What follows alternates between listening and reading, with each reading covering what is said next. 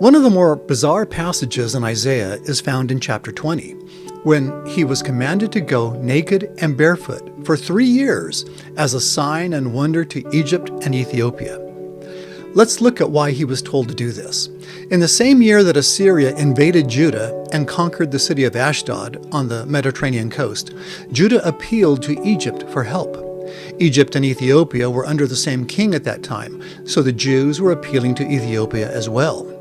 But the Lord warned them not to do so, saying that Egypt in all its might would also fall to the Assyrians, and that many of the Egyptians would then be led away as captives, young and old, naked and barefoot, even with their buttocks uncovered, to the shame of Egypt.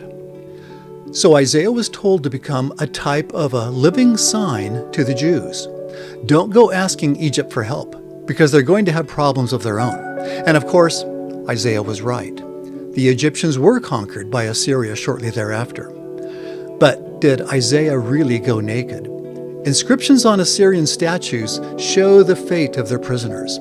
Many of them were marched off to foreign lands wearing only tunics, which covered only their upper bodies. We even see this in the Old Testament. Wherefore, Hanam took David's servants and shaved off the one half of their beards and cut off their garments in the middle, even to their buttocks, and sent them away. Also, most of these prisoners are shown to be barefoot. Keeping them half naked and barefoot tended to discourage escape attempts. So, yes, it's quite possible that for 3 years Isaiah wore only an upper garment, though even without the lower garments, the tunic may have been long enough to almost be chaste. But what was the Lord, through Isaiah, really saying here? What was he warning us about? According to Isaiah's original introduction to his book in chapter 2, he was writing for and about the last days. He was using ancient events and even prophecies of events to happen in his day as types and shadows of things to happen in the last days. Isaiah was using the superpower of his time, Egypt, as a type of superpower in the last days, America. The Jews in his day, the covenant people, often relied upon this superpower for protection.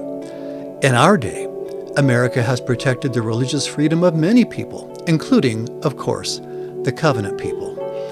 But now Isaiah is telling them, and by extension us, not to rely upon our superpowers for protection anymore, because they will soon have serious problems of their own, and those problems will easily last 3 years. The message is, when the going really gets bad in the last days, we are only to rely upon the Lord for protection.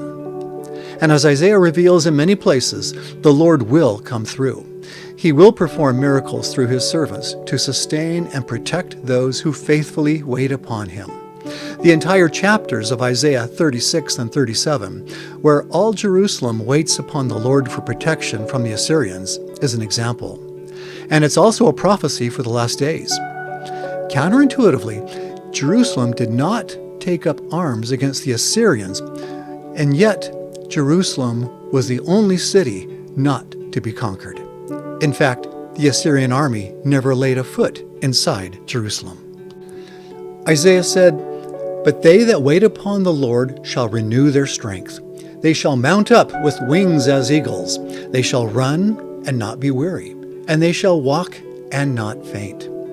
In the very last days, when the Assyrian king hurls an enormous invasion force against the land of modern Egypt, there will be no defense as effective, or in the long run as practical, as putting all your faith in the Lord and following the whisperings of his Spirit and the voice of his prophet. For the Lord's prophet will have power to protect the faithful. He will have power to prepare the way of the Lord, to make straight in the desert a highway. He will have power to raise valleys and lower mountains, to make the crooked straight and the rough places plain. The Lord's prophet will have power, like as Moses, to lead and protect the faithful, and to redeem Zion with a stretched out arm, even as Moses did. Isaiah finishes his warning about trusting in Egypt by saying that those who do rely upon Egypt for protection will ultimately be betrayed and be afraid and will soon say, "Whither shall we flee for help? And how shall we escape?" But, like the prisoners that Isaiah exemplified, there will be no escape. Therefore, prepare to trust the Lord. Prepare to trust his servant, the prophet, even with your own life. Prepare to learn the language of the Spirit and to learn to trust it now, while there is still time to make mistakes. I'm Curtis Taylor with the Words of Isaiah.